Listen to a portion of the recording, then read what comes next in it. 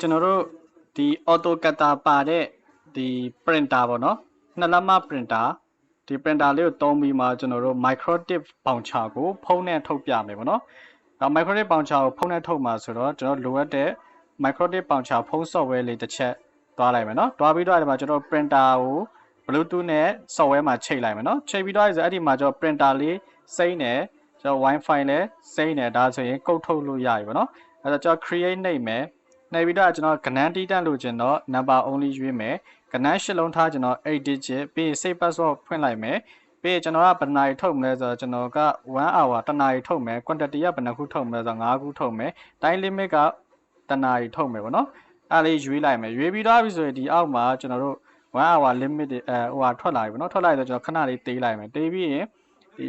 bouncer ထုတ်တာကိုတိုက်ရိုက်ပြမယ်နော်အဲ့ဒီမှာကျွန်တော် create and print ကိုနှိပ်လိုက်မယ်အဲ့ဆိုထွက်လာမယ်တစ်ရွက်နှစ်ရွက်သုံးရွက်လေးရွက်ငါးရွက်ပေါ့နော်အဲ့ဒီမှာဒီမှာကျွန်တော်တို့ကုတ်တွေပေါ့နော်ကုတ်တွေကဒီလို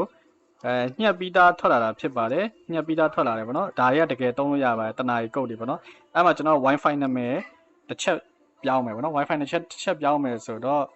ကျွန်တော် software မှာပေါ့နော်ပြန်ကြည့်ရအောင် software ဘက်မှာကျွန်တော် printer ဘက်တွားမယ်တွားပြီဆိုရင်အဲ့ဒီမှာသူကဒီမှာနော် Ruchi ဒါ Ruchi code print name နော် user Wi-Fi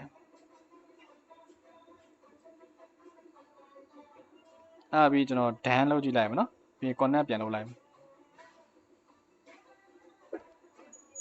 Okay ဒီကကြကျွန်တော်တို့ထုတ်ပြီးသားကုတ်တွေတစ်ချက်စစ်မယ်အဲ့တော့ကုတ်ကိုနှိပ်လိုက်တော့ကျွန်တော်ခုနထုတ်လိုက်တဲ့ကုတ်5ခုမြင်ရတယ်ပေါ့နော်အခုနောက်တဲ့ကုတ်အတစ်ထပ်ထုတ်မယ်ကုတ်တစ်ထပ်ထုတ်မယ်ဆိုတော့ create နှိပ်မယ်နှိပ်ပြီးတော့ဒီခါကျရင်ကျွန်တော် number only ပဲအဲ့ဒီမှာကျွန်တော်တို့8လုံးပဲဒီခါကျရင်ကျွန်တော်4နာရီရောက်မှဖြစ်တဲ့အတွက်ကျွန်တော်4နာရီရွေးလိုက်မယ်ပြီးရင် quantity က5ခုရွေးမယ်ဒီမှာကျွန်တော်4နာရီမရှိနေဘူးเนาะ4နာရီမရှိဘူးဆိုရင်အောက်က custom hour ကိုနှိပ်မယ်အဲ့ဒီမှာကျွန်တော်4နာရီဖြစ်တဲ့အတွက်4ပေါ့เนาะ minute က0ထားလိုက်မယ်เนาะ minute က0ထားလိုက်မယ် okay လိုအပ်တဲ့ဟာလေးထည့်ပြီးတော့ရင်ကျွန်တော်ဒီမှာတေးလိုက်မယ်တေးပြီးဒီမှာကျွန်တော် direct print ထုတ်တာတစ်ခါလေးပြပေးမယ်เนาะdirect print ထုတ်တစ်ခါလေးပြရဆိုတော့ကျွန်တော်မီလေး flashlight ဖွင့်လိုက်မယ်เนาะဖွင့်ပြီးတော့ဆိုရင်ဒီ software မှာ create and print ကိုကျွန်တော်တို့နှိပ်လိုက်မှာဖြစ်ပါတယ်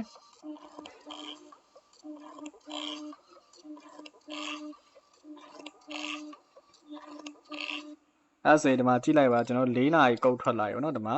ကျွန်တော်4နာရီကုတ်ဖြစ်ပါတယ်သူကတော့ဒီမှာကတ်ကြီးနဲ့ညှက်စရာလည်းမလိုတော့ဘူးပေါ့နော်အဆင်ပြေတယ်အဲ့တော့ဒီ Wi-Fi နာမည် change နေတယ်ဆိုကျွန်တော်တို့ပြောပါဦးเนาะကျွန်တော်တို့ပြောအဲ့ Wi-Fi နာမည် change ပေးမယ်ပေါ့နော်အဲ့တော့ဒီမှာ4နာရီကုတ်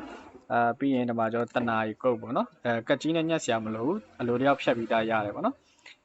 ဒါကတော့ကျွန်တော်တို့ printer เนาะ AutoCAD by printer ဖြစ်ပါတယ်ကျွန်တော်ထုတ်ပြီးသားကုတ်တွေဒီဘက်ကုတ်ဆွဲနေအောင်ကြည့်လိုက်မယ်ဆိုရင်ဒီမှာပေါ့နော်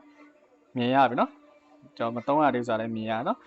လက်ရှိကျွန်တော်တို့တုံးနေတဲ့သူတွေကြည့်ချင်တယ်ဆို active မှာကြည့်လို့ရအောင်เนาะဒီဟာလေးကခဏတော့စောင့်ပေးရတယ်เนาะခဏစောင့်မယ်တစ်ခါကြီးကနည်းနည်းကြာတတ်တယ်ပေါ့နော်ဒါ active ပေါ့နော်ဓာတ်ရိုက်တုံးတဲ့လူကိုကြည့်တာတကယ်လို့အသုံးပြုပြီးလားကုတ်တီတိချင် use ကိုနှိပ်လိုက်ပေါ့နော်အဲဆိုအဲ့မှာဒါလည်းကျွန်တော်တို့စောင့်ရပါတယ်တစ်ခါကြီးကျရင်ကြာတတ်တယ်ပေါ့နော်အဲ့မှာပေါ်လာလိမ့်မယ်3မီတာကုတ်တီပေါ့နော် okay အဲ့တော့ဒါကတော့ကျွန်တော်တို့ microtip router တွေမှာဖုန်းနဲ့ကုတ်ထုတ်တဲ့ software ဖြစ်ပါတယ်